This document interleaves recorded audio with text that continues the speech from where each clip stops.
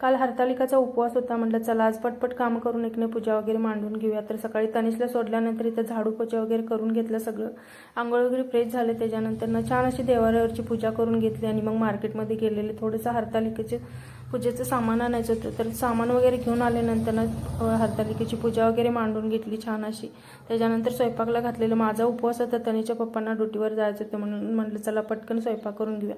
तर छान असं कोथिंबीरच्या वड्या बनवलेल्या होत्या आणि त्याच्यानंतर ताट करून दिलं तनिषच्या पप्पांना. आणि मग ड्रेसिंग टेबल थोडासा घाण झालेला म्हणून म्हटलं चला माझा तर उपवास होता तर ड्रेसिंग टेबलनं थोडंसं ऑइली झालेला म्हणून साफ करून घेतला.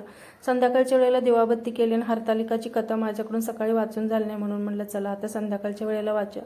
संध्याकाळच्या वेळेला असं एक्स्ट्रा काहीतरी पूजा असली आणि वाचायला बसलं ना तर एकदम मन प्रसन्न होतं. त्याच्यानंतर जेवणामध्ये असताना एकटाच होता म्हणून त्याला पोहे करून दिले. मला थोडंसं पापड तळून घेतलं आणि असा होता आजचा व्हिडिओ. तर कसा वाटला मिनी ब्लॉग? आवडला असेल तर चॅनलला लाईक शेअर आणि सबस्क्राईब करा.